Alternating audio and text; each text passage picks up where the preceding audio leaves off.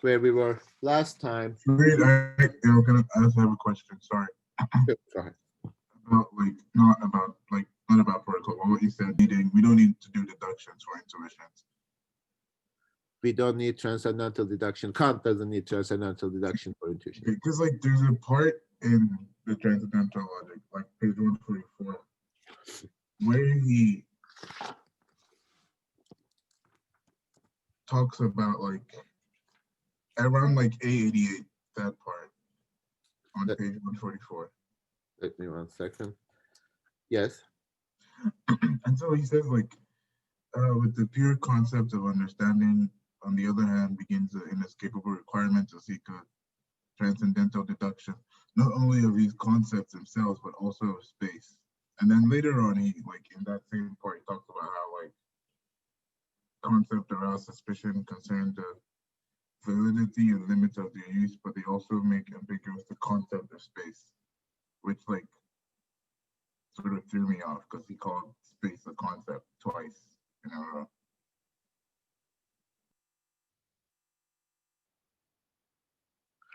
Well, I thought, well, yeah, that's a good question.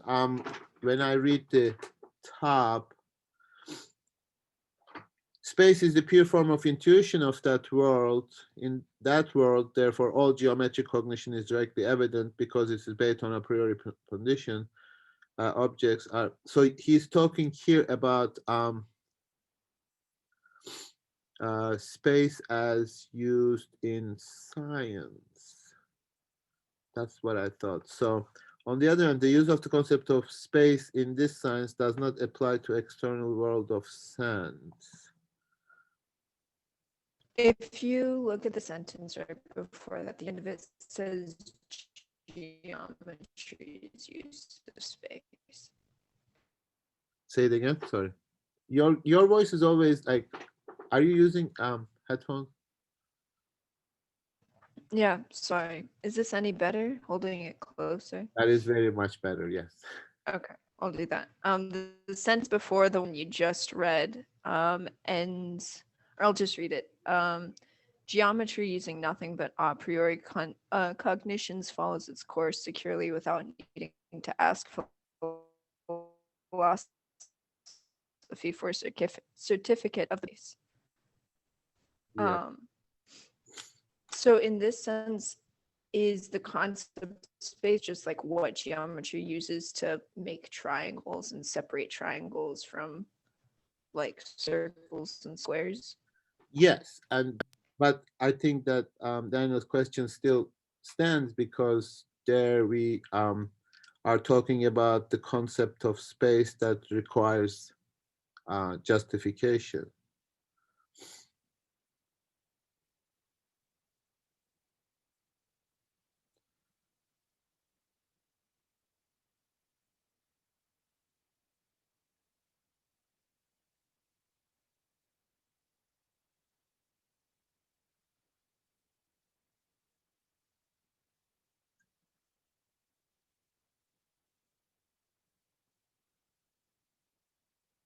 Yeah, I don't understand that. That's an interesting question.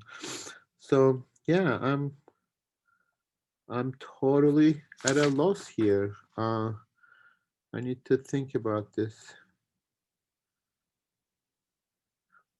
because he never really um, demonstrates deduction of space. So because deduction only concerns concepts, so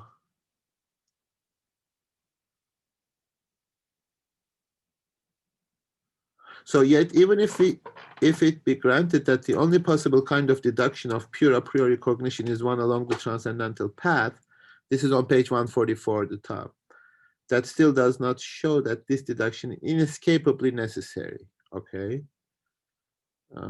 We did earlier trace the concepts of space and time, which they are, I mean, he says concepts, but they are strictly speaking not concepts. He always does that, right?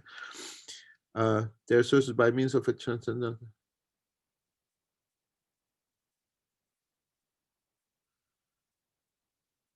So he believes that there is a transcendent. He believes maybe he did a transcendental deduction here, uh, with respect to concepts, with respect to space and time. But it wasn't named as such, and I don't understand why he calls them transcendental deduction. And we explain and determine their a priori objectivity. Yet geometry, using nothing but a priori cognition, follows its course securely without needing to ask philosophy for a certificate of the pure and legitimate descent of geometry's basic concept of space. On the other hand, the use of the concept of space in this sense does not apply only to the external. Oh, on the other hand, the use of the concept of space in this science, what I am doing, it applies to external world of sense. Space is the pure form of intuition of that world. So this is the subject matter of the metaphysics or critique of pure reason. In that world, therefore, all geometric cognition is directly evident because it is based on a priori intuition through cognition itself. With pure concepts of understanding, on the other hand, begins the inescapable requirement to seek a transcendental deduction, not only of these concepts themselves, but also space.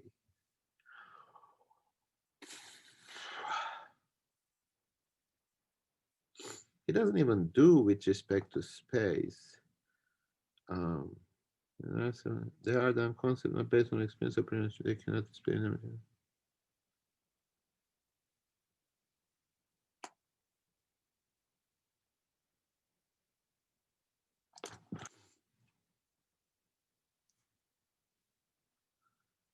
Yeah, I have no idea. I think this is just confusing to me too, because the only possible explanation I can think of is he is going to demonstrate through the deduction of the concept that they operate on pure intuition and space and time, especially time. Actually, I don't even know why he gives the example of space only here. Therefore, maybe they indirectly contribute to transcendental deduction, which is an operation of understanding. Other than that, I cannot really think of any sense in which space is part of transcendental deduction. So if you all can think of anything here, that will be useful.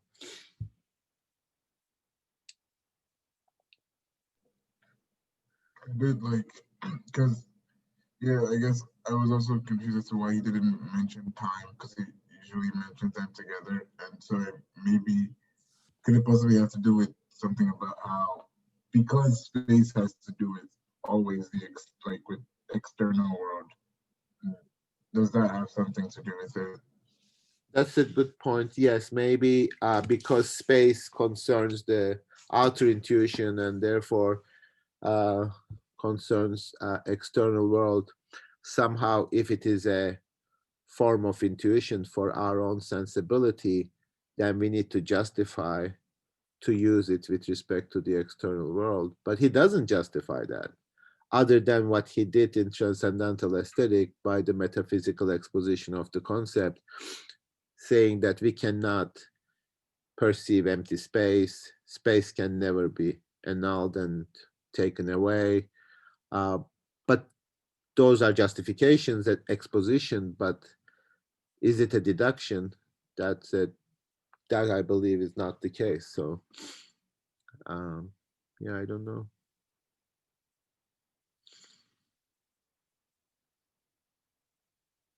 Good question. Any other ideas?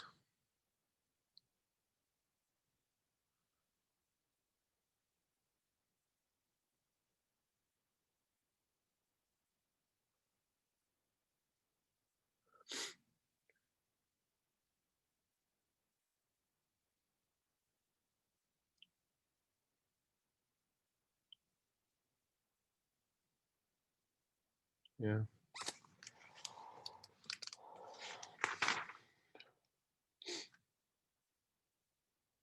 Yeah, these are one of those places where he always makes this claim that the concepts of space and time, even though he spent a lot of time explaining why space and time are not concepts. So are we clear why space and time are not concepts? In the sense that Kant understands concepts, that they are not discursive. Different parts of time is not connected to it as individuals connected to the concept falling under it, but it is part of one time. So concepts don't behave like that. Concepts don't behave like space and time, where there's only one time. You cannot think of even like multiple different times. Parts of time are parts of time, not falling under it. And there's really no even negation between different parts of time, and there is no difference between any part of time and what we consider to be the idea or the form itself of time. So time and space as forms of intuition cannot be categorized in the same way that concepts can. Like Kant creates all of these categorizations and judgments and can like split them into these different types, but time Yeah. cannot categorized, or time and space cannot be categorized. Yes. Because they are they have a, is it indefinite magnitude, infinite magnitude? Well, he says infinite magnitude. Yes. And we don't use space and time as predicates of a possible judgment. We don't. What would that even mean? I don't know. If I were to imagine like every event has a cause, something like this, like everything is in time or something like that, or every intuition is in time, that would be a judgment.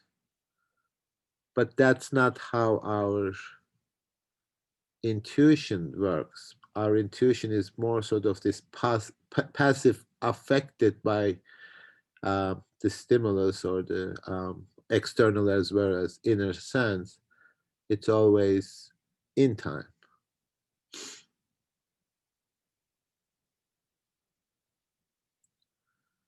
Yeah, I'm trying to think of what he could possibly mean by. Yeah, I mean, he's Kant is wrong.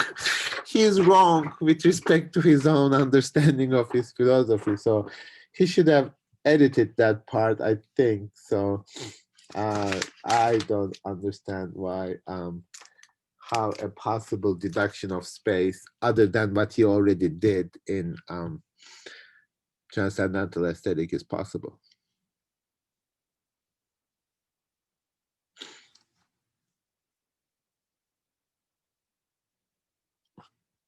Yeah, you should write a paper about this and on that just page, and then submit to a Kant circle and ask people what they made out of this. A lot of people spend their lives trying to make different parts of Kant's text consistent or something. I'm not one of them, so I just let the I mean, it doesn't change significantly our understanding of the concept of time or the categories. So yeah, but maybe we need to do a deduction of space too. If somebody demonstrates that, that would be kind of cool too. I don't see how. So anyway, yeah, sorry, that's all I got. I don't have more than that. I don't understand him repeatedly using the concept of space after always saying that it's not a concept. It just drives me crazy. Just invent another name. I'm looking at a B121. Yeah, Begriff. That's the term. Begriff, concept. So maybe we can just say it might be a concept, but it's not a category, which pure concepts are actually categories. So he also uses the word begriff for concepts of understanding constantly. So yeah.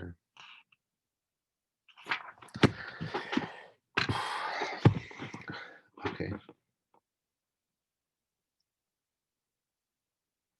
Okay, so part of the reason, he says on page 145, the categories of understanding, on the other hand, do not at all present to us the conditions under which objects are given in intuition.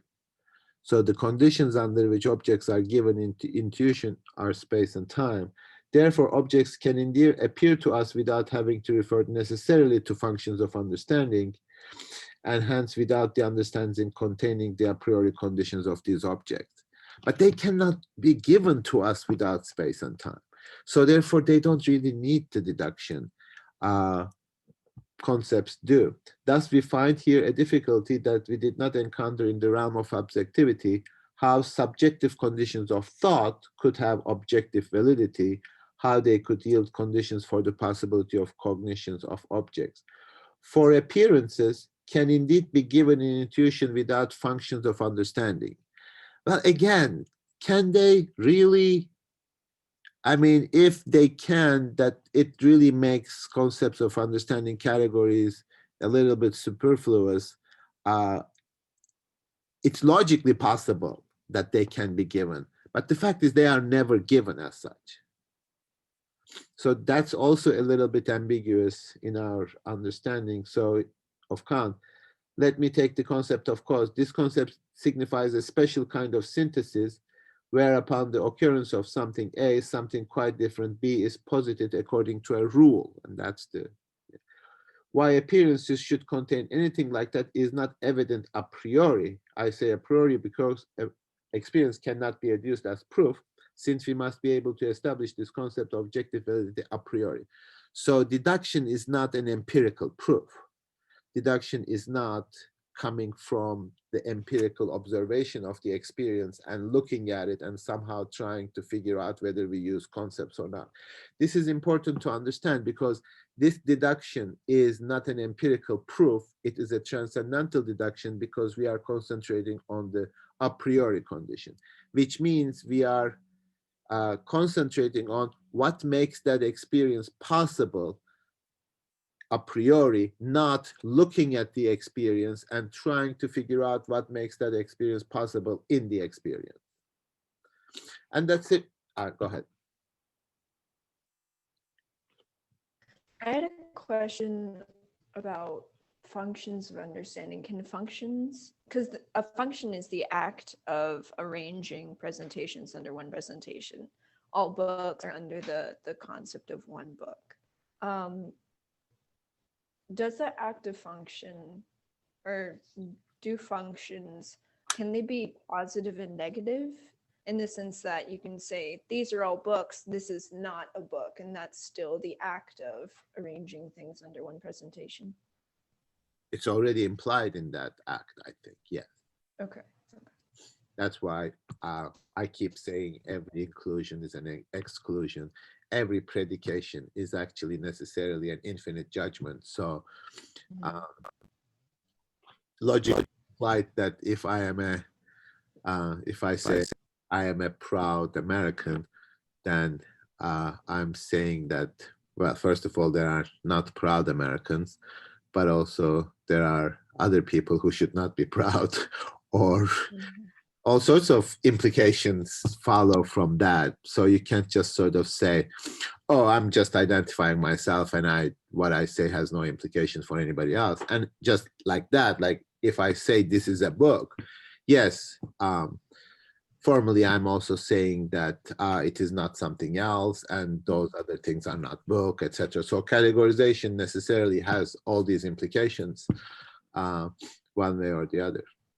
So when he says that appearances can indeed be given an intuition without functions of understanding, can that really be the case? Because if you're given an appearance, you can say this not this. This appearance is not a cup. This appearance is not, and that in itself is a function of understanding. Yes, but what you're saying is absolutely true, but that concerns empirical judgments. Mm-hmm. Okay. And that's why it is going to get one layer more difficult, what we are trying to do, because all the examples that I'm giving are misleading, because I'm giving examples of empirical classification. I'm giving examples of empirical concepts, which is not what transcendental deduction is about. Cause is not an empirical concept. That's the distinction.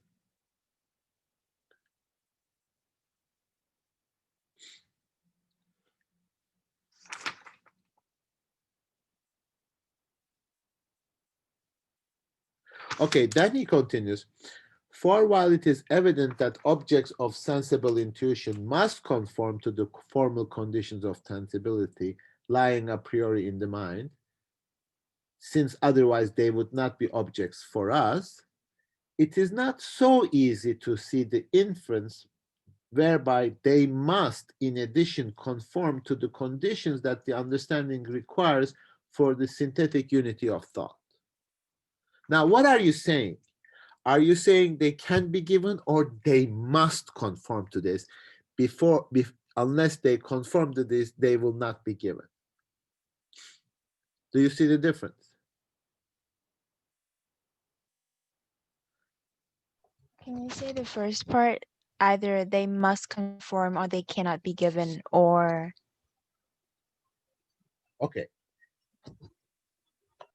If they are given and then they must conform to understanding, it's one thing. But to say that they won't be even given without understanding, it's another thing. So this is a really important distinction in Kant's philosophy, because if we can not only imagine, I mean, we can imagine because we are analyzing this, we not only imagine sensibility on its own, but sensibility on its own can make appearances or objects given, then the role of understanding is different. Then understanding comes to the scene after they are given.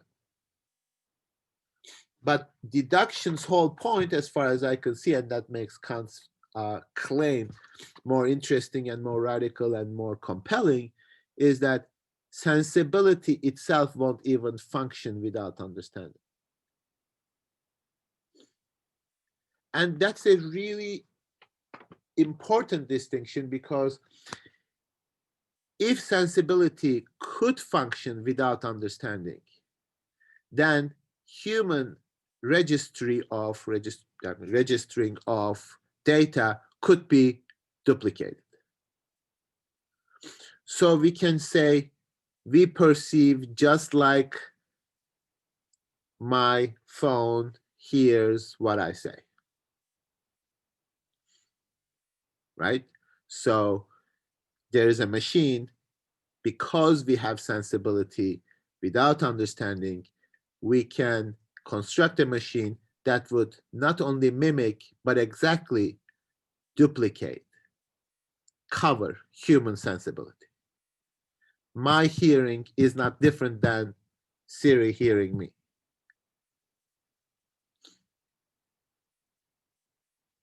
But if my understanding, my synthesis, my unity of consciousness is necessary, then every attempt that we try to build human sensibility in a machine would have a gap that it can never overcome, and that is concepts. So mechanical hitting something else, that would be sensibility without understanding. But since we, but then, yeah, so the like the mechanical things hitting each other, they'd still be given, right? Yes, they would be That given. would still be given. Well, of course, because they, I mean, the question, like really the philosophical question, When I say, hey Siri, and then Siri responds to me, is it the same as you hearing me?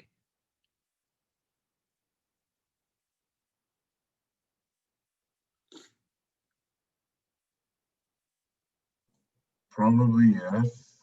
Probably yes. I don't know. I mean, it was really a rhetorical question because uh, it's not really a scientific question to a certain extent. It's also a philosophical question, namely whether that hearing is the same. Because um, are you a very sophisticated machine that we don't even know yet how to translate that sophistication into a machine, actually? Or is it something phenomenological that no machine can ever duplicate? And that's a two-edged question, I think, because are we making machines fit into our sensibility, or are we continuing to fit our sensibility to fit the machine? So Kant believes that human sensibility and understanding are universal and wants and full, complete capacities that don't change. But is it possible to think of human sensibility not just in principle, I mean, not just in actuality, but in principle change so radically that we are no longer distinguishable from machine?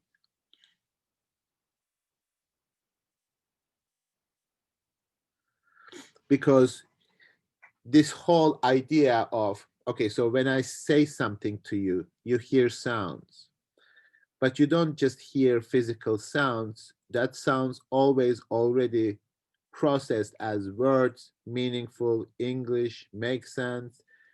It could be that you are such a sophisticated machine that you process information in an instant. Or it could be such that your perception is not even possible without those conceptual elements. So whatever we give to machines as concepts are already too late because they already operate within a human uh, framework of perception that it can never reach itself and it can never explain itself. Or, well, the or part is none of that. So we are just like, you know, irreducible in our perception. So it is not just a matter of um, being quick or instant, etc., but without which there would be no perception. So, in fact, you have to say machines don't perceive. They process information, but they don't perceive. Human beings perceive. Yes. I mean, like you can have a conversation with Siri, right? But it's not the same as like having a conversation. I mean, you can have a conversation with Siri, and let's say that you're sad, right? I don't think Siri would perceive that, and I think, yeah. I don't know. Let's try. There's one of like the most advanced AI robot systems is called Sophia. And it's like an actual bust, like a robotic bust of a person. Um, with like the most advanced AI Siri, like you can have a conversation with it. And they've programmed, I hate calling it her, but they've programmed it because to recognize like the slight differences in like your facial muscles when you smile versus when you frown, when your eyes tear up, all of these different signs, so it can recognize if you are experiencing like usually a dramatic emotion. It can't. I think it's kind of scary because there are so many tiny little details that we see. Like you can look into an individual's eyes and notice if like they're having a really hard time, even if they have a smile on their face. You know, you can see this sort of underlying pain or something like that. And while right now Like Sophia can't do that. Many robots can't do that. But if they can already, if they're on that path to Yeah. recognize those little triggers, or to recognize these small inflections of tone or something like that, I think it's possible. But my question, and maybe it's rhetorical, I don't know, but when you have a conversation with somebody, not only are you thinking about the actual words that you're saying, but you're thinking about who the individual is as a person. If you know them, you know their history, you know their context, you know what kind of day they've been having, you know their childhood stories, stuff like that. Like, there's all of these layers, and when you think about understanding, do these concepts, or the ability to perceive, it's not, is Kant trying to find, hang on, sorry, let me organize my thoughts. Is Kant trying to find that distinction between where the concepts originate, like the conditions for which we can recognize these sorts of nuances, and then use them to frame our understanding, or is it an even deeper level than that? It is a much deeper level than that. I mean, a deeper level than that, you use that expression, because all of what you are saying is correct, but it's also empirical, in the sense that all the information that I have about the person, all the things that I process, can be, in principle, as you say, we are on the path of programming this into a machine and make the machine duplicate these. For him, the issue here is really the condition for the possibility of having the intuition in the first place. Any kind of intuition, any kind of empirical intuition. And it is still going to, I mean, ultimately, it is going to rest on our ability to synthesize time. How do we synthesize time? Through understanding that allows our perception to be possible. Now, if once we do that, once this transcendental discourse is articulated, you can find empirical ways to program that into a machine. But the question for Kant is, can we program what makes programming possible? Can we bring about and empirically demonstrate something that makes the empirical possible? And I think that's the crucial question. So to the extent that any kind of technological and scientific activity remains within the domain of the empirical, it would be a philosophical question how you would bring about making transcendental discourse empirical. And you should read Piaget. Jean Piaget is a psychologist slash philosopher or whatever. So there are ways in which human beings try to understand or apply Kantian transcendental discourse to the empirical realm, and probably not very successfully, because it is categorically a different discourse. So once we go through the deduction, hopefully this is going to be clearer. But I just want to go back for a few minutes to review the transition from the judgments to categories. It's not really relevant, you already read it, but just to refresh and clarify certain things. Why all these categories are not, strictly speaking, pure logical categories, but transcendental categories. Therefore, they are necessary for the experience to be possible. Therefore, Kant is setting it up like that. Now, this is also an issue that is articulated in the question of the distinction between the applied logic as opposed to transcendental logic. Applied logic simply is an empirical study of the logical conditions, namely how human beings think, that you can study that. right? Actually, human beings have an issue with principle of non-contradiction. We cannot really deal with the principle of contradiction very well, or we cannot, or we can apply it to this particular condition, and then say it doesn't seem to work in the case of um, quantum mechanics, and it has some issue with the excluded middle, namely something that is either this or that. So either this or not this. So when you say something like uh, uh, is light is a particle or a wave, and it's yes, the particle or a wave, no, it's both particle and the wave, but neither, etc. So these kind of concepts can be studied in the applied sense, but transcendental logic is not applied logic, because in transcendental logic what he is concentrating on is what are the conditions for the possibility of objects to the extent that they are given to us. That discourse cannot be studied empirically. That discourse is a different kind of discourse, and that's really, if you ask like what is Kant's most important contribution to philosophy, is really open up a space of a discourse that really is in between or outside of the pure logical, formal, and pure empirical discourse.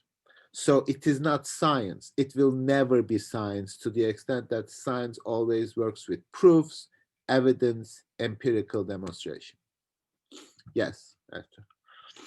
Is it in between, or does it connect pure logic and like pure empirical? Well, they are both possible, aren't they? It can be in between and connecting them. Yes.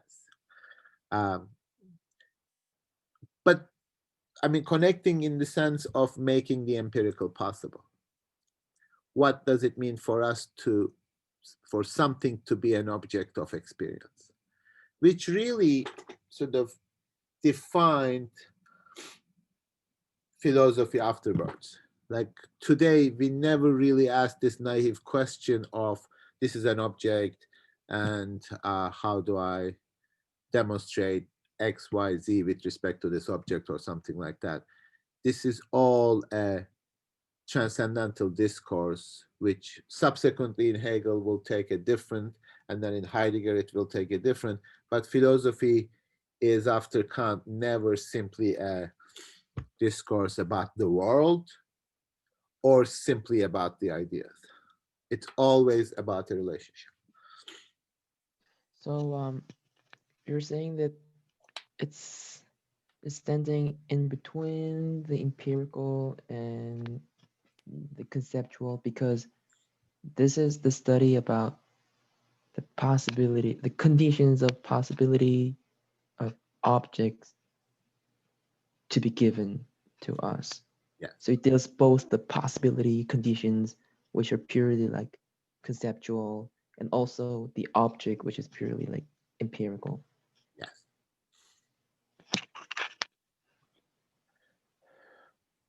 Okay, so we make all these judgments that we discussed last time. Oh, Daniel, the other Yeah, I was question. gonna say, like with what Sukhman just said, just does that, like, I guess, does that mean then, like, what is, like, I don't know if this is some kind of contradictory, but like, so like concepts are like, if insensibility, we have like a priori, like intuitions and all that, but then they still in some sense still depend on concepts still. Yes, I mean that depend on concepts. I read Kant as saying, for time to function as a form of intuition, it must rely on categories. For human being to perceive anything empirical through the intuition of time, the human being needs categories. Human mind needs categories. So again, this goes back or goes forward to deduction, whereas he started to introduce this very important notion of unity into the discussion. With function, with judgment, with synthesis, he is solidifying this notion of unity, a kind of consistency, a kind of belonging together. For us to be able to perceive any unified totality, he needs to show, because he thinks that he already did, that notion of unity doesn't belong to the experience itself. So he strips experience from this very notion of unity, and he calls it manifold, mannigfaltigkeit. Namely, if I have a consistency, if I have unity, if I have a temporal consistency in my perception, that unity, that consistency itself doesn't come from experience, it comes from me. So experience is already something unified as a synthesis of human mind, because otherwise that unity would not be consistent, because it would be empirical. So everything goes back to this Humean conviction that there is really nothing other than data in the experience. Hence, our experience would have no consistency across human beings, no kind of unity, no kind of sense from the experience itself. So we must be, human mind must be contributing that unity. And that unity of within space and time, but time itself within a given intuition needs to be synthesized, because our so-called unified experience takes place over time. But time itself without concepts cannot function and explain that unity. And deduction is going to demonstrate that. Because time, if you look at it sort of objectively from outside, is infinitely divisible. Within the form of time, there is really no connection between one T1 and the next T2. Everything happens according to absolute unities that are separate from each other. So if we are going to experience anything between T1 and T2, which might be a second, a millisecond, a whatever, zillisecond, whatever, however small it is, we still need unity. We still need synthesis, and our concepts allow us to do that. So I'll explain this to you with all the beautiful technological devices on Tuesday and Thursday next week, where we are going to go through the apprehension, imagination, and understanding, and why they each presuppose the next stage. So that would be the deduction from 150 to 174. Okay, so these are our judgments: universal, particular, singular, affirmative, negative, infinite, categorical, hypothetical, disjunctive, and problematic, assertoric, and apodeictic. I assume that you read those, you wrote the comments on that. 1, 2, 3, 1, 2, 3, 4, obviously, because, and why is he talking about these form of judgments? Because understanding is discursive, our capacity to make judgments. What is a judgment? Collecting various presentations under one presentation. When I say S is P, I am collecting S under P. And that is making categories as we more generally understand it. We always sort of have a taxonomy about the world. We try to group them together. That really allows us to have power and control over our environment. It makes recognition possible. We don't encounter the world every time anew, and we remember things, and we are not afraid of every tree because it's going to be something different. We somehow anticipate. This is the world in which we interact with the world because of our ability to judgment. So, I mean, ironically and tragically, and that's why I find Kant as a tragic figure, or philosophy in general as a tragic activity, that we just gives us the most power is also the cause of our downfall. We categorize, that makes us powerful, but it also makes us incredibly vulnerable.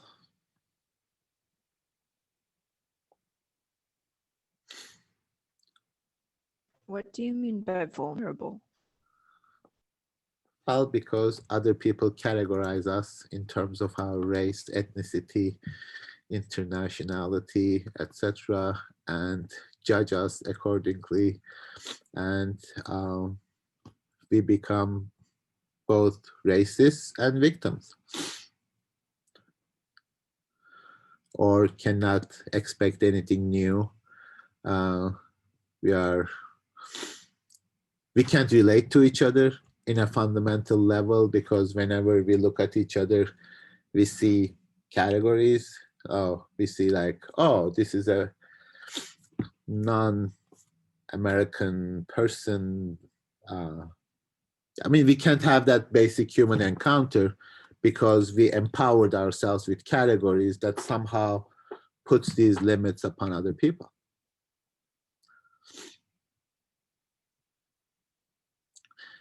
So we fantasize, okay, so this is not really about Kant, this is just speculation. So we fantasize about having these authentic, uncategorical relationship to people. That would be the most difficult one, because when you encounter somebody, you need to situate that person. How do you do that? You look at that person, oh, he is white, he is an American, he is from Minnesota, or he's like, you just sort of orient yourself with respect to that person, and that gives you an orientation. But that very orientation already classifies that person that you will never really encounter authentically. So is there no way out of that?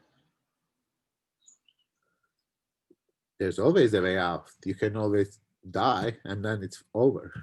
So I mean, I don't know why you want to get out of like that. Then, you know, yes, there might be a way out. I mean, we imagine like love is that, like when you love someone, you don't love that person because they are white and they are American and they are from Minnesota, but you love that person maybe in a way that you cannot even categorize. And then after a while, that very non-category becomes a category, and you start hating that person because they are incredibly this or that. You invent your own categories and tell them like, you are so stubborn, you are terrible, blah, blah. So yes, you can get out. I mean, I don't know, like you can't live in like this post-human condition in which you are pure thought or pure meditation or something like that. But PAGS is not going to get you out of that, that's for sure. So I can tell you that. Not to, you know, criticize your major or something like that. Aren't you a part of PAGS 3? What? Aren't you a part of PAGS? I know. Yeah. That's my tragedy. That's my inescapable fate that I also have to teach in PAC. So, yeah. Okay. I'm not sure we'll talk too much about the categories themselves. The fact that they exist and the fact that they are derived from judgments are the important points. So when you look at the table of categories on page 132, they somehow relate exactly to the table of judgments on page 124. So with the concept of unity, you create universal judgments with plurality and singular and allness. These are all the categories according to which you produce universal, particular, and singular judgments.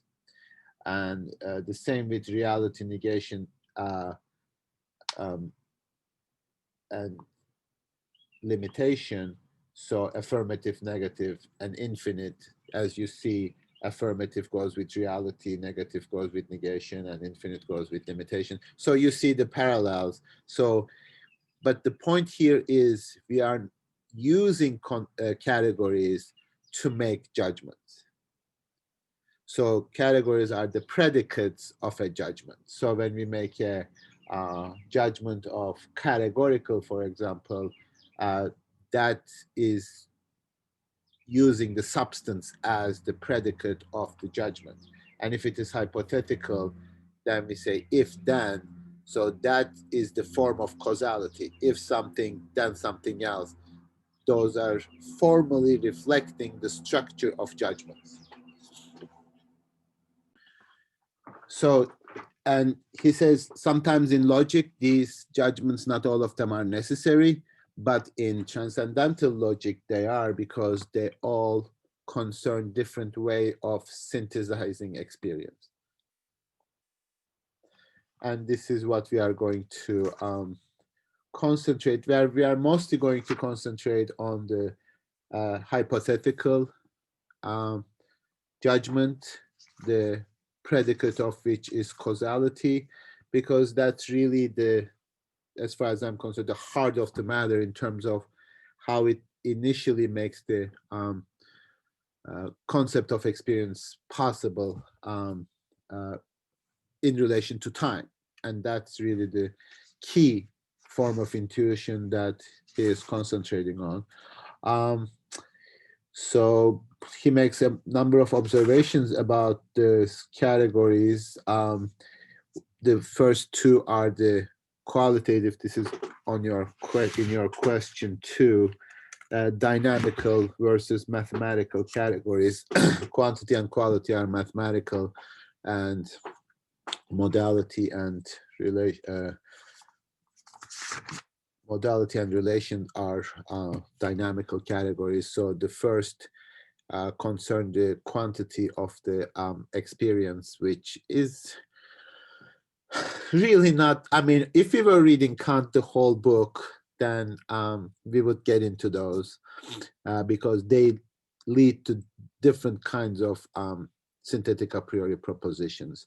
But each category somehow is going to produce a synthetic a priori judgment, which is going to be the proper domain of critique of pure reason, what critique of pure reason aims to achieve, at least in its analytic, not in its dialectic, and define what is possible for experience, what is within the bounds of experience and what is not. And here the sort of possible experience. So like when we were asking questions at the very beginning of the book, that reason poses question to itself and questions that it cannot answer. So one of the examples that we gave was what? The beginning of the causal chain of events, for example. Now, the important distinction is that, yes, we might not temporally go back to the beginning of time. or beginning of the universe. Now, science actually makes both speculations but also calculations about, yes, that experience is no longer possible for us because it is ostensibly in the past, although the concept of time in quantum mechanics behaves strangely. But you might think, well, in principle, we can go there. So our experience is not restricted with time now. It is restricted with time in general, but when we predict or guess or calculate the age of something from its carbon age or something, I don't know how they are doing this, like carbon aging, that is still experience.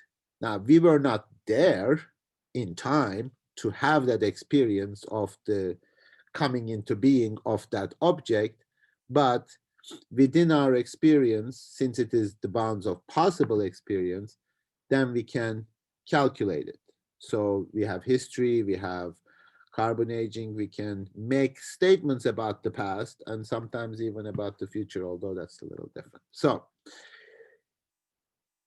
the question here is, these synthetic a priori propositions define and delimit the bounds of all possible experience, not just possible in terms of, well, it's not possible for us to have an experience of something that happened 2,000 years ago, but that experience itself was possible. Do you understand the distinction? Could you please state it again? Well, something that happened 2,000 years ago is no longer possible for us to experience empirically. But something that happened 2,000 years ago was and is still within the bounds of possible experience.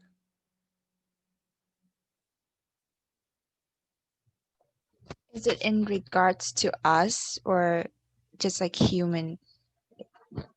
Well, it is not empirically possible anymore because it is in the past, but it is categorically within the bounds of possible human experience.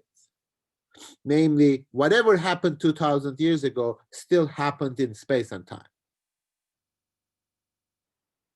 So then we can make scientific claims or even empirical sort of claims about those events, even though we haven't experienced it.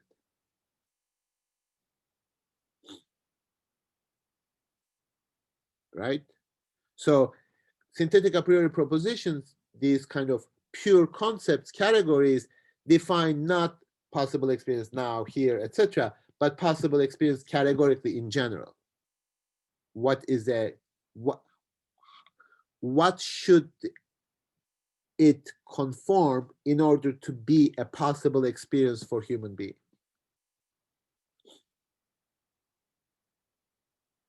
So when you're saying that the thing that happened 2,000 years ago is still is possible, you're saying that the condition of the possibility of the event that happened 2,000 years ago is possible, not that. Conditions of the possibility is not possible. No, Are you that's talking about, sorry, go ahead.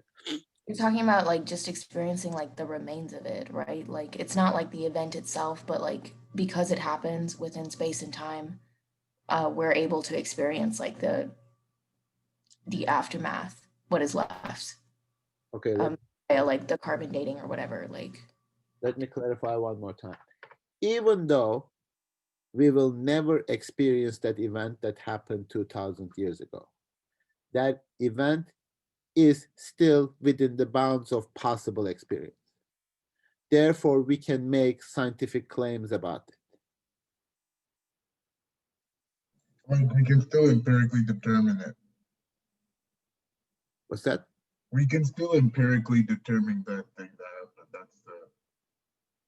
It is in principle Yeah. experienceable, namely within space and time. Therefore, we rely, when scientists make claims about 5,000, 6 million years ago, we don't say, how do you know you were not there? We don't say like, you didn't experience that. That is not empirical, therefore it's, you know, not true or something like that. No, that is still within the bounds of possible experience. So with, for instance, then we can say with rocks that, and also with fossils, so we can do that, right? Like we can age and we can calculate an age pretty easily. So is that what you're trying to say? That's what exactly Kant is saying. Yes. But we will never be able to say how old angels were, because angels are not within the bounds of possible experience. Yeah. So what about things like determining the age of the universe? That's a very good question. I think that if we are talking about something physical in the sense that within the bounds of space and time, for Kant, that is, I'm not talking about, maybe science went beyond Kant or something. We'll talk about that. But for Kant, yes, if we are talking about the material existence of things in space and time, that's still calculable, etc. But if we are talking about something coming out of nothing, by nothing meaning something beyond space and time, that's not answerable for human beings. So whenever scientists talk about the origin of the universe, you can, for Kant, always ask the question like, what kind of origin is this? Like, the origin can be one thing and that's nothing, or something, in which case it is not an origin. So that's the question that reason asks to itself, and there is a impossibility of answering that question for Kant, because that, what is the beginning of time? What is the beginning of space? Is there an end to the space? And it makes this leap. You go possible experience. We can make a spaceship and keep going forever into the space. There's never going to be an instance in which, so what is beyond space? It's like nothing, because beyond space is not something that you can meaningfully answer within the bounds of human knowledge. So therefore he limits that. He's like, I mean, you can ask these questions, but question perhaps makes sense, but it's an antinomy, because you can say either way. Yes, there is a beginning of space. How can it not be? And then you can say, how can there be? They are equally, I mean, that's a limit. That's the limit of human reason, beyond which, I mean, we can have faith, we can have speculation, etc., but we cannot have knowledge.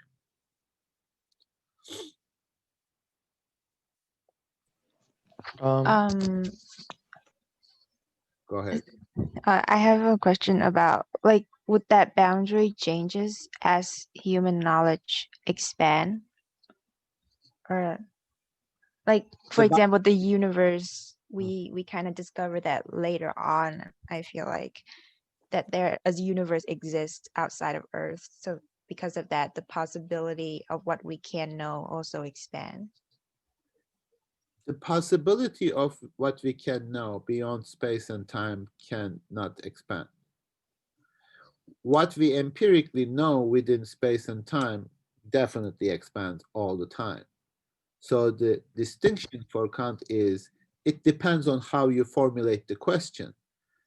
Then if you are formulating the question metaphysically, in the sense that what is the beginning of time, that question cannot be answered because we are never ever going to know anything outside of time. Okay, so the limits that he proposed is only in within time and space. Exactly, possible experience, yes. Okay. But I mean, most of, or I mean, everything that we I mean, what is not, like, besides God and faith and the beginning of time, what is not within those realms? Isn't that enough? Like what you said, as if that's kind of a insignificant, just God and the beginning of time, and then what else did you say? No, but these are not significant questions. Yes, those. I mean, yes, the others can be answered scientifically and within the bounds of human reason, but those no cannot be. But like, like we live in a time where people try to answer these questions in terms of God.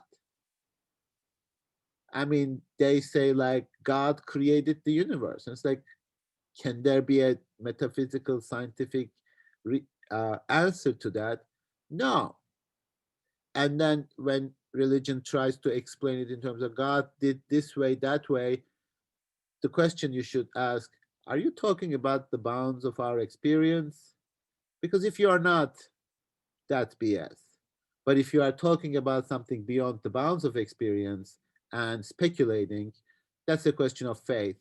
So there is no demonstration, there is no proof, there shouldn't be any proof, because as soon as you give the proof, you open yourself up to be disproven. And that's what happens to religion. It's like the earth is 6,000 years old. No, it isn't. Just don't talk about 1,000 years. That makes your case stupid. So that's not even within the domain of rational discussion. But talk about faith, and talk about that goes beyond possible experience, in which case there is no evidence. And the lack of evidence actually is your strength.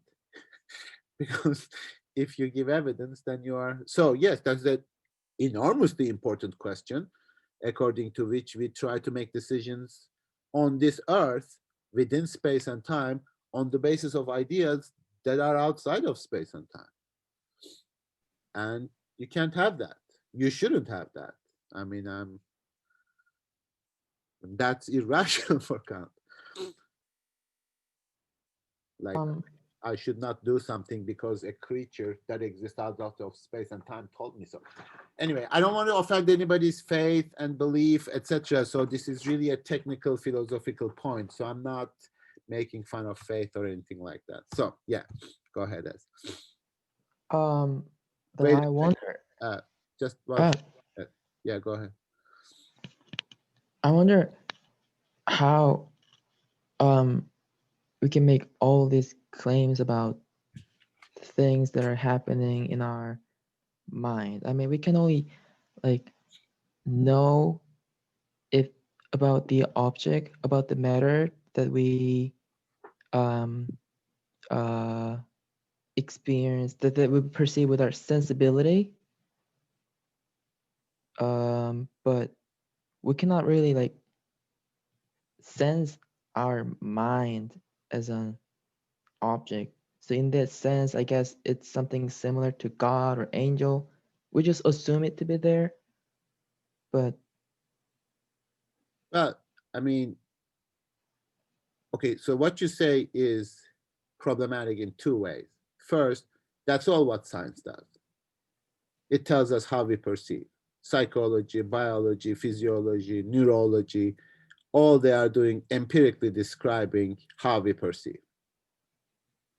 On the other hand, it's not about God, because the concept of God doesn't make experience possible. The concept of angel doesn't make the experience possible. Causality makes experience possible. So the point of transcendental deduction is to prove, yes, it is not an empirical discourse. That's why I say it's a transcendental discourse throughout the course, that it demonstrates a priori conditions of experience to all rational beings. If you, against Kant, can consistently argue that experience is not possible without causality, then you would prove Kant wrong. But what deduction does is to demonstrate that these concepts are necessary for experience. This is a rational, transcendental, philosophical way of thinking and a discourse. It's not empirical. It it demonstrates what makes empirical possible. Now, you might dismiss that and say, you know, there's no such thing, but why would you do that? Because Kant enriches our understanding of ourselves beyond what we can simply experience in space and time.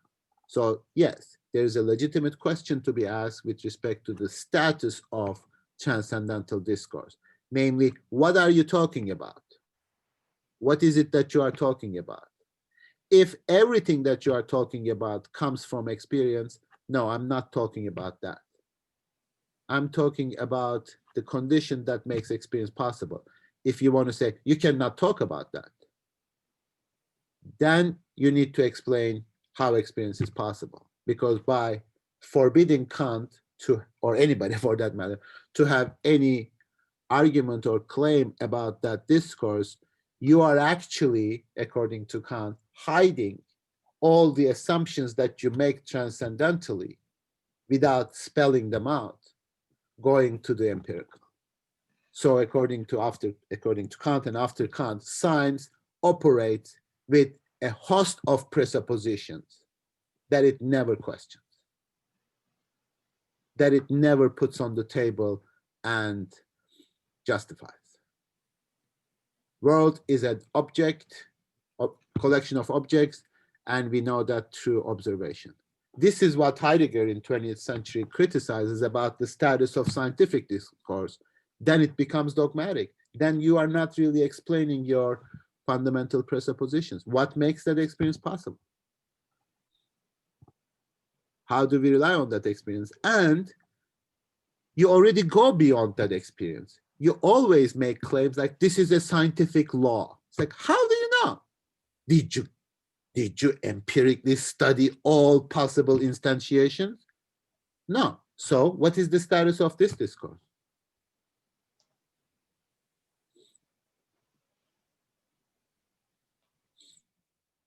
So again, that's not empirical. Anyway, okay, S, I'm sorry, you got cut off. No, that's okay. I was just gonna ask, if we say that the human experience is limited by that reason is limited by what is within time and space, doesn't that cut us off to the possibility of like recognizing something that is outside of time and space? Like, wouldn't it mean that even if something did in actuality exist outside of time and space, wouldn't we simply categorize it to be within because we have the inability to recognize that? I'm not sure how to phrase that question. Doesn't that like limit us categorically to the things that, I'm just saying if something did happen, like, does that mean that we would be unable to recognize it? Well, your question has multiple dimensions. Recognition is a complicated concept, so I don't know how to deal with that. Maybe I'll come back to that later. But I guess maybe I should say like categorize it or something, like to place it within the bounds of human reason, but to also, like to perceive it as it is, as opposed to confining it to the bounds of human reason. Okay, I think I understand what you're asking. Esther, do you have a response to that, or? Well, sort of. I talked about this in class like a week or something ago, but what you're talking about is kind of like, or what S is talking about is exactly what these scientists are figuring out in California about the E8 sphere. Basically, it's a higher, our understanding of reality, our limitations of time and space, our ability to understand this or like higher dimensional reality that is projecting, or that we are the shadow, we are the three-dimensional shadow of this 8-dimensional reality, but we are limited to our 3 dimensions, and so everything that is happening in this 8-dimensional reality we only perceive as the 3 dimensions. But again, that's just a hypothesis. Will you say that one more time? Did you say they're studying that, or they found that out, or like what? That's not And a, there's yeah, I mean, I'll be quick, but there's a lab in California. The scientist has figured out that that there's a possibility of an 8-dimensional reality. If you hold like a cube up against the sun, it projects it to like a flat shadow, right? And so the idea is that we are experiencing an 8-dimensional reality in our limited 3 dimensions. We are the shadow of this 8-dimensional reality. And so the events that happen are that 8-dimensional reality doing whatever it does in 8 dimensions, but we experience it from 3 dimensions. And so he's created this E8 sphere, which is a 2D representation of an 8-dimensional reality, which is sort of a contradiction, but it's a beautiful 2-dimensional thing. can you send us But it's information about this? If you find like a website or something, just like I'd like to read a little bit more about this. I mean, I don't want to formulate my immediate reaction, so that would be it's called emergence theory. emergent. Emergence theory. I can In send out. California, there's a lab in California. Yeah, I forget what it's called. It's like the Quantum Gravity Research Institute or something like that. We are talking about 1781. We are talking about the emergence of modern science within the Newtonian universe, according to Kant. Now, Kant says, of course, we can think of. Don't go to quantum gravity research now. Just this is an answer to S's question. Kant, of course, we do think about things in space and time. I think when he says boundary, he's really asking about cognition, like knowledge. We can think about it, but we can never know it in the sense that we know things within space and time. So that's the distinction that he makes. In fact, we talk about freedom. We talk about human beings' thing in itself as something that goes beyond space and time and can make determinations that are outside of space and time. Because that very question becomes very important in the domain of morality, for example, because if all our behavior were to be determined by laws of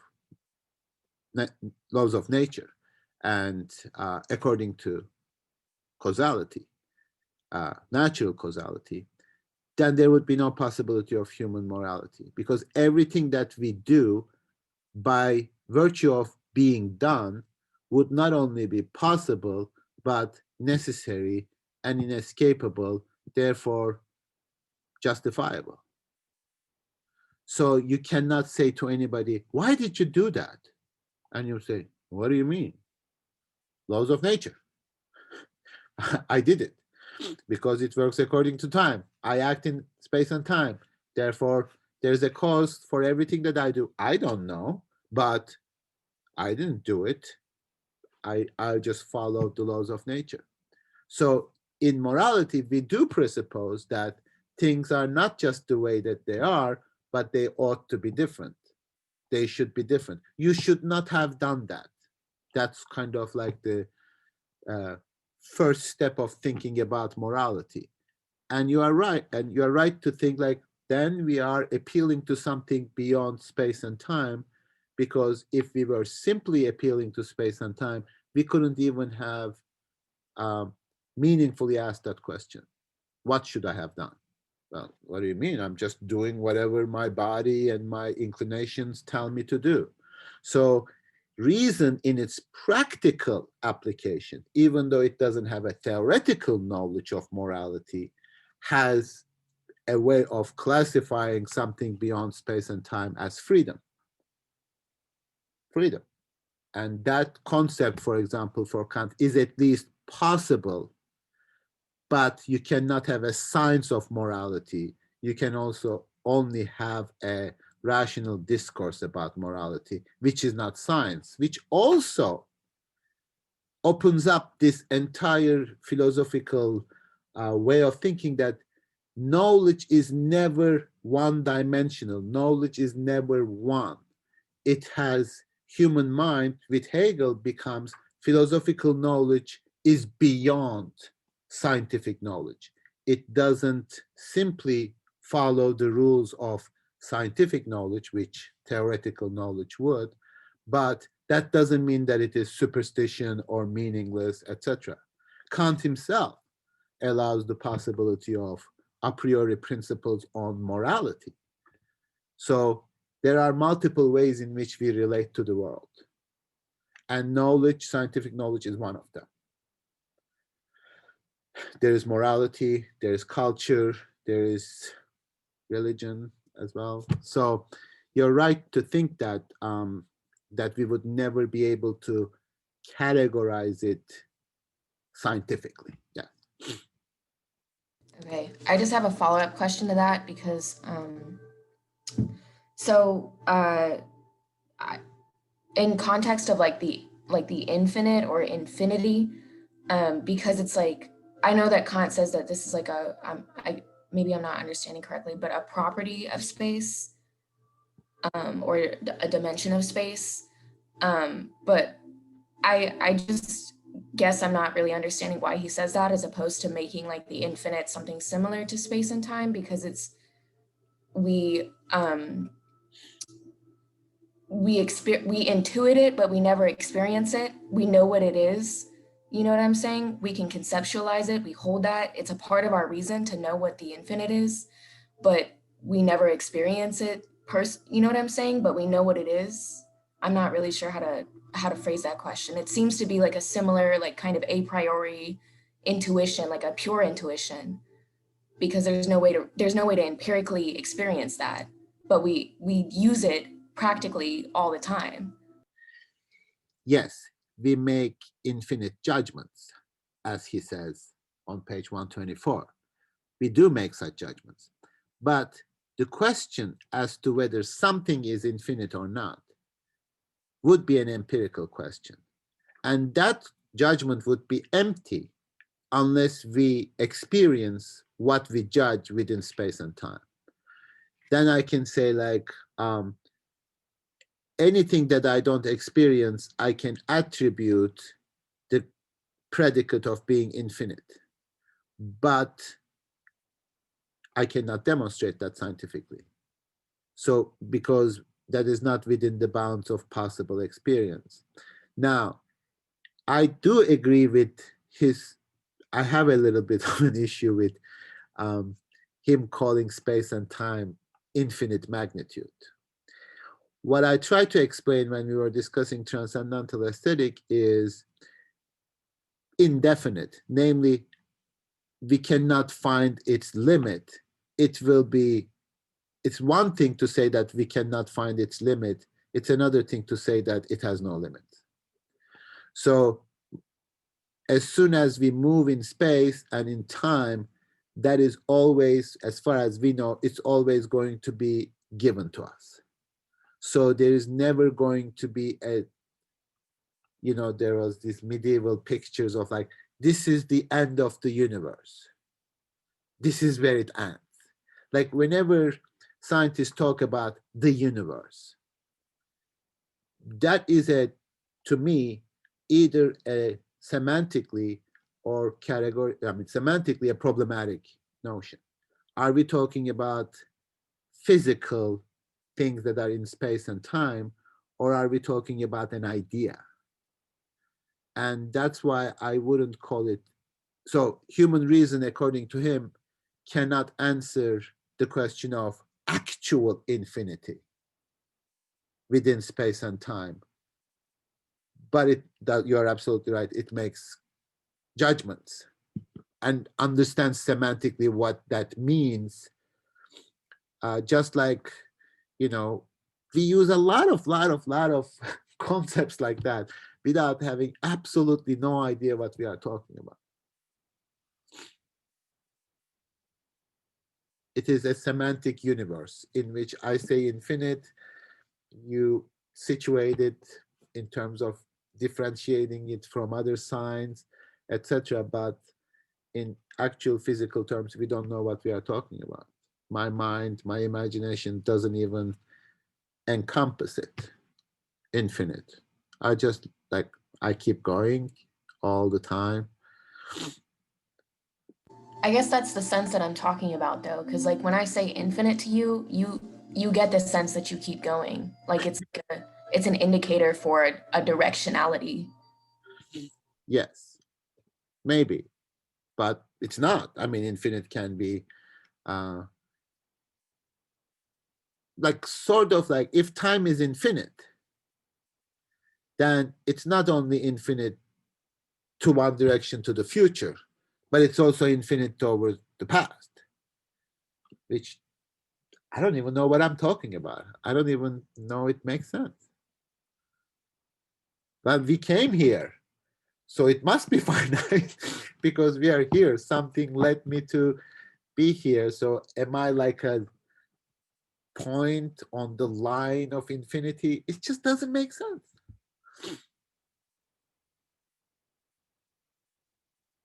So just because we ask these questions according to Kant doesn't mean there are answers to it. In fact, we maybe recognize, I mean, if you like, we can continue with Kant. I mean, we can do antinomies. He deals with these questions. He deals with the question of causality and the infinity of space and time, etc. So please, I mean, I would be extremely happy if you read like the paralogisms and the antinomies, etc. That's the domain of transcendental dialectic. But I'm not sure how far you want to get into Kant.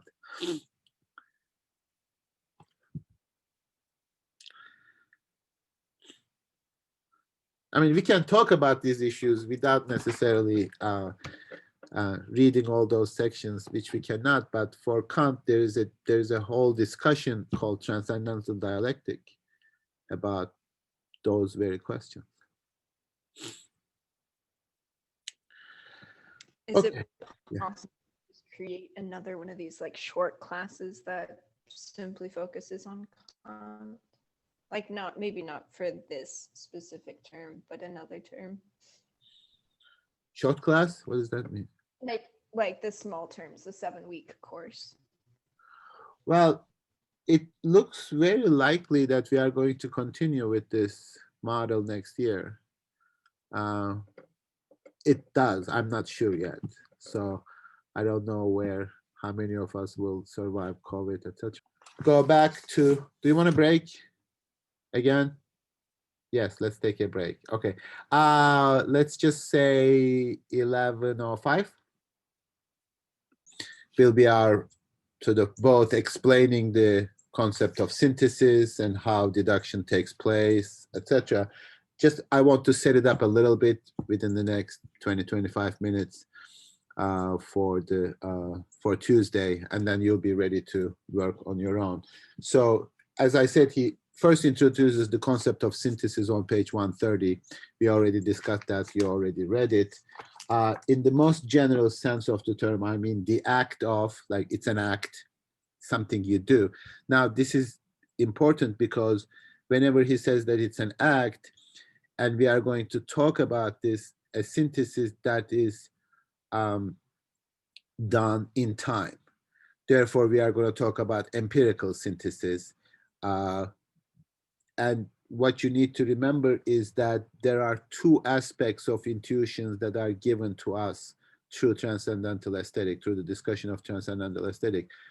Now, the synthesis of the sensation, the content of experience, is always going to be an empirical synthesis. But that's not really the main topic of his explanation. He is going to talk about synthesis of time. The one thing that you always need to remember is something that, if it is a synthesis of time, it does not take place in time. This goes back to Sukmin's questions. In the question indirectly, we are talking about something that doesn't happen. Too much sun. You should not escape sun. Sun is always good. In Richmond, it has been 5 days since we saw sun. Um, Synthesis of time, which he will demonstrate that is necessary for us to have experience, cannot happen in time. So we are going to talk about something that human mind must be doing, but with all the qualification that what must be doing doesn't take place in time, it is a transcendental condition. So therefore, he's going to, and he distinguishes, okay, on page 130, he first defines synthesis and distinguishes pure synthesis from empirical synthesis. So by synthesis in the most general sense of the term, I mean the act of putting various presentations with one another and comprising begriffen, which begriff, the concept for concept, the translation for German literally means grasp. Like what conceptualization does is grasping bunch of presentations and putting them under one category. So comprising their manifoldness in one cognition. So this whole idea of unity, that our cognitions have a unity. They go together. They belong together. That's going to be the key to understand his main idea behind deduction. Such synthesis is pure if the manifold is given not empirically but a priori. Now think about this sentence for a second. Is pure manifold given, as in the manifold in space and time? Space and time are not, strictly speaking, given to us in the manifold. So he is struggling with trying to explain a discourse that concerns, on the one hand, something empirical, but on the other hand, something pure. So what we need to do, what human mind needs to do, according to Kant, is the synthesis of pure intuition. Now, that synthesis will only be spoken in relation to a content, and therefore we are going to explain transcendental deduction accordingly. But technically speaking, in terms of the status of transcendental discourse, that synthesis does not take place, because taking place takes place in time. And if you are talking about synthesis of time, you cannot consistently talk about that synthesis in time. But that synthesis is still an act, and it doesn't take place, but Yes, it's an act. yes, exactly. That's the difficulty. That is the difficulty of transcendental discourse. It is something that we must have always already done without having done it.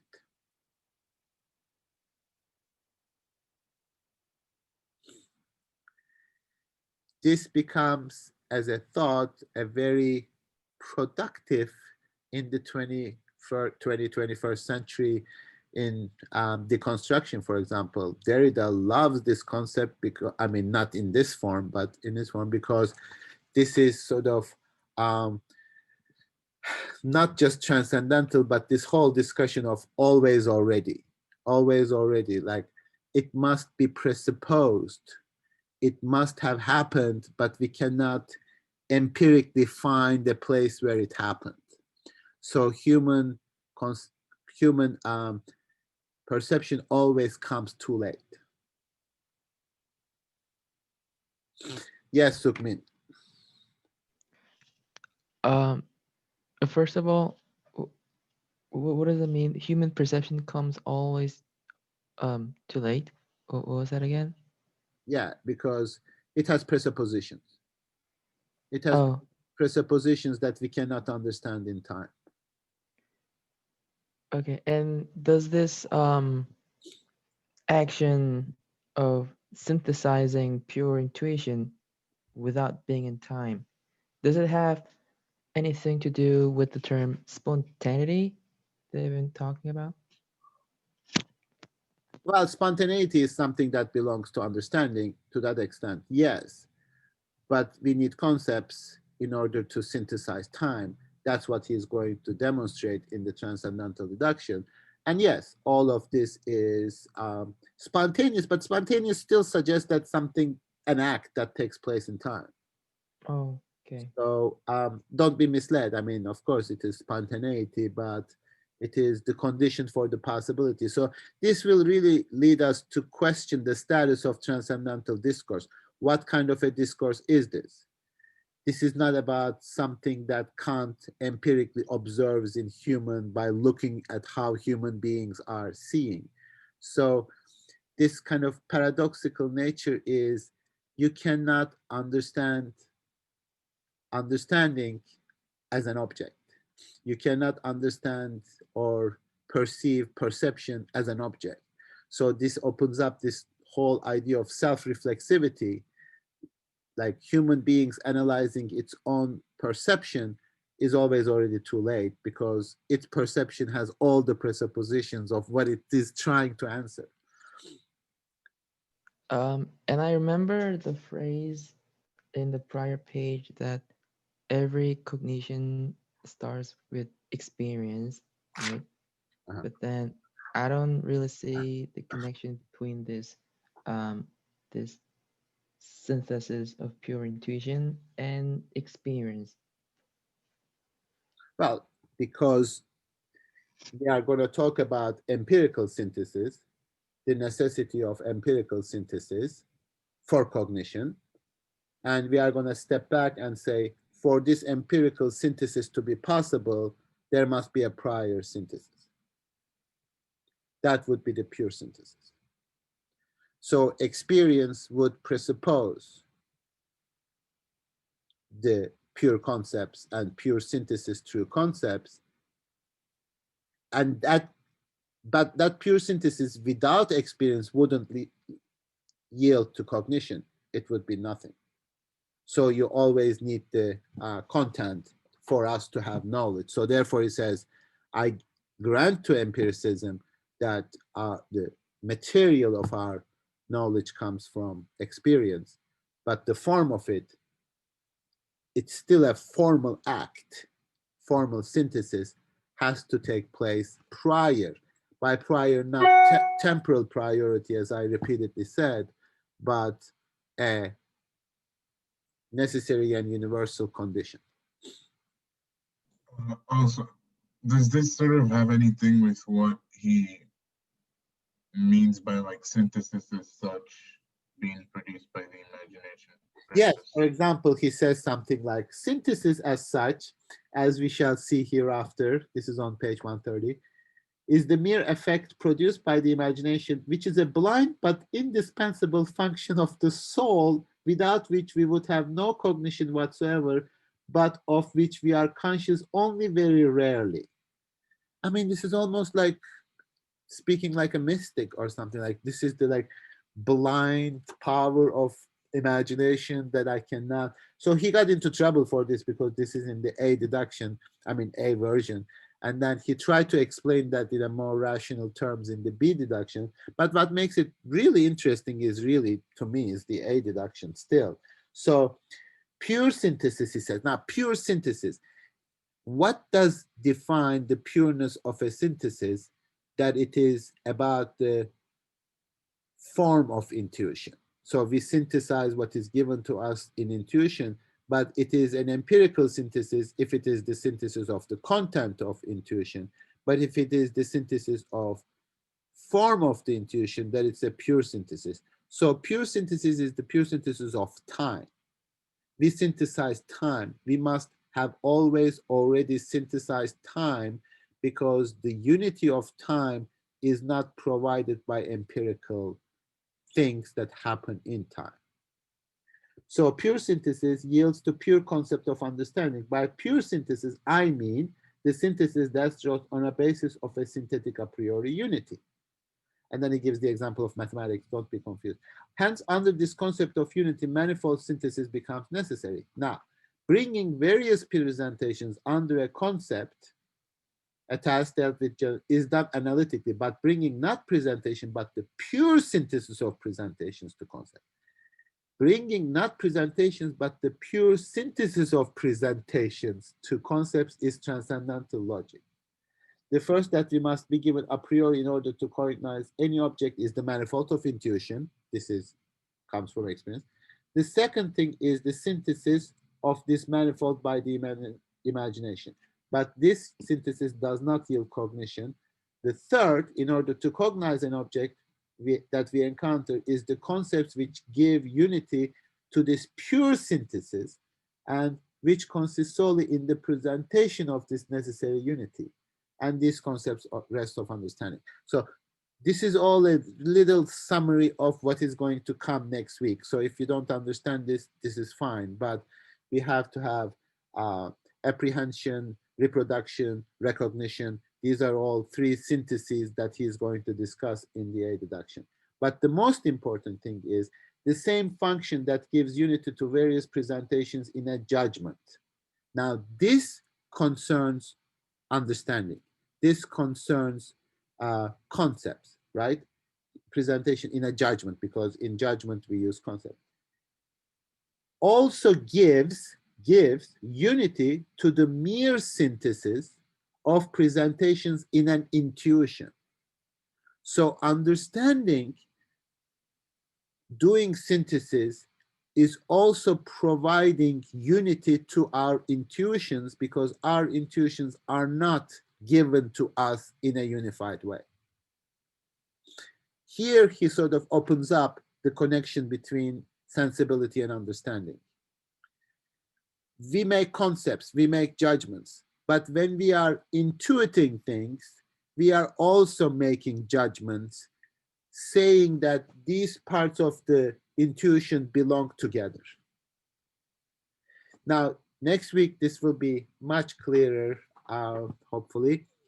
When you are listening to me, when you are listening to my words, when you are intuiting my words, intuiting, seeing the image, etc., you are always already making judgments with respect to those intuitions and saying that they belong together. Now, whatever I say belong together, it has a continuity, and I'm still trying to explain Kant. You put those presentations together, you separate my physical image from the image behind me, you are unifying me as a body as opposed to other things behind me. So you are constantly unifying your intuitions. Otherwise, intuition is given to you empirically. You cannot have this unity within that empirical manifold, because then that unity would be contingent. But for us to have an intuition, it must be a necessary unity. That's where the object of perception emerges, because that object, the unity that belongs to our presentation, is a unity that is provided by our synthesis. So when we say an object, objects are never given to us. Objects are constituted in our synthesis. So object of presentation is a thought of a unity that doesn't belong to the object itself, thing in itself, but it only belongs to our unifying understanding. And that is only possible, as we will see next week, because my mind has a unity. So the unity of the object consistently can only be produced by the unity of consciousness. This is, Kant demonstrates that the unity of the object actually is the unity of the subject.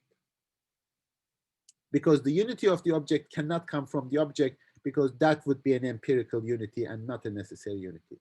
So if we are seeing objects necessarily belonging together, that's because that is supplied by our mind. So transcendental unity of a perception that he introduces, that we will see next week, is really the emergence of the notion of subjectivity And when Heidegger says, for example, like the field of objectivity is simply a field of subjectivity, he is really just repeating what Kant said. He is not contributing anything sort of in the what is called a thing and what is a thing that you read, Sukmin. The unity of the object cannot be the unity that belongs to the object. It actually belongs to the subject. Therefore, it is a necessary unity. So when I say objects are actually subject, it's not some kind of criticism of objectivity of science, etc., but it is the logical conclusion of the unity that we attribute to objects. So if there is a consistency to the universe, that's because of us. Our minds create that consistency. Therefore, after Kant, we can consistently ask, what is our desire to search for a structure in the universe? Why do we search that? God. God is an idea of reason for Kant. It is not something that objectively exists. So that aspect of it is really fascinating because by making it subjective, it makes it inescapable, universal, necessary, but also impossible. Impossible? Well, yes, impossible to demonstrate, impossible to have within the bounds of experience.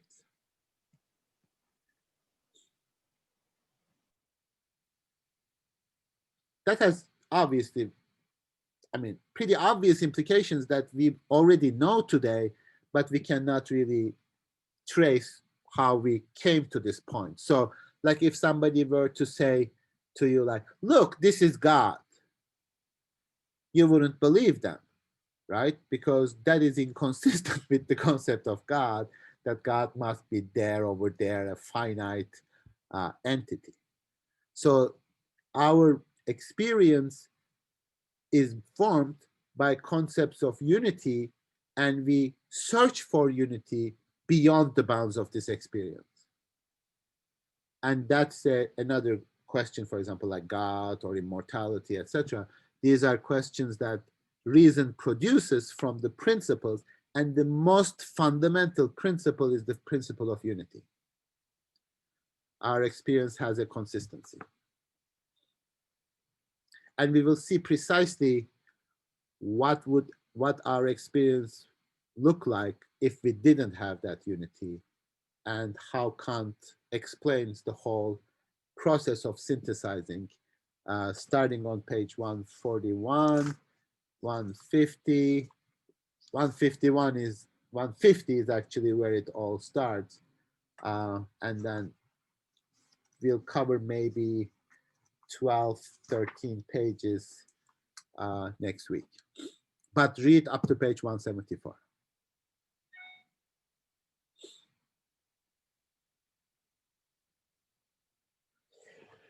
Any questions?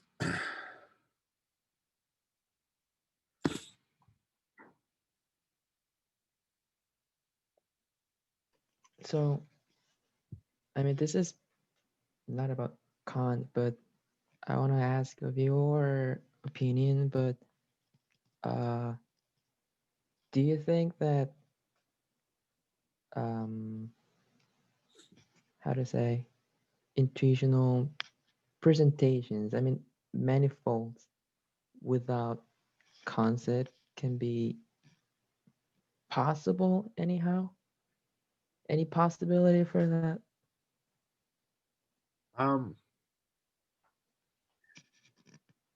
For them to occur, for them to take place, no. Yeah, for them to take place. I don't know.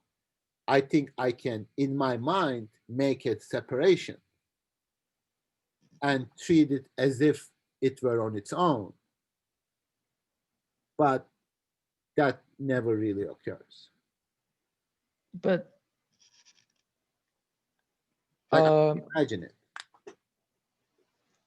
I mean, can't we just like semantically imagine it? I mean, I was thinking of this whole process of cognition in a linear process. So like first we would take manifolds with our sensations, and this boom, boom, boom, and then understanding it starts to engage, and then this. So in the one point of this linear process, can there be just the existence of representation without concept? Well, Not necessarily to be meaningful, but empirically, yes.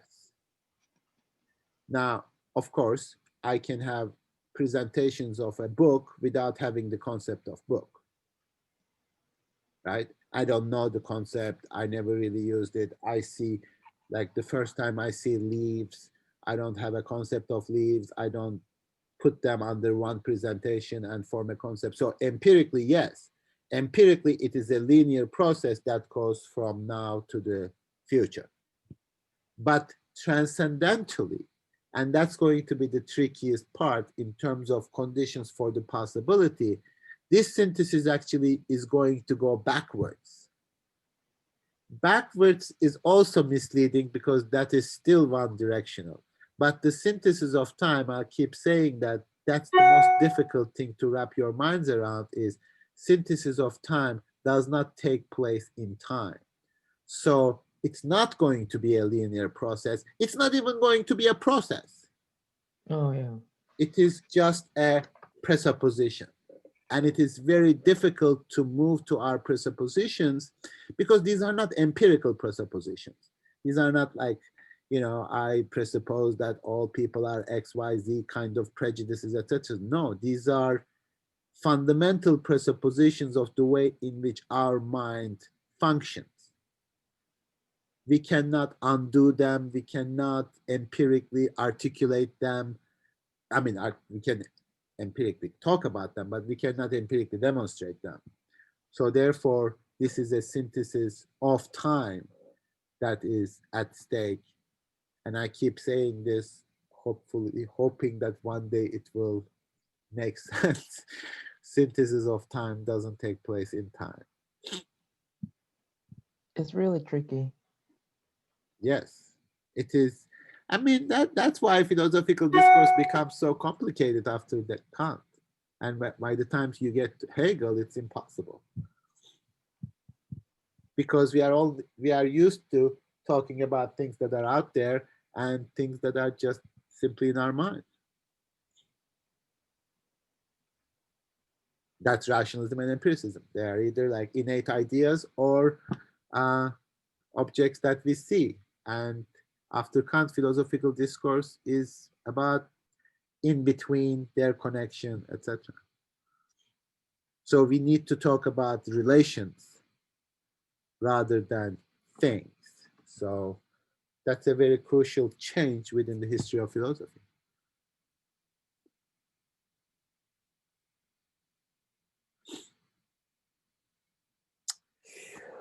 Okay, I have a meeting to attend, unfortunately.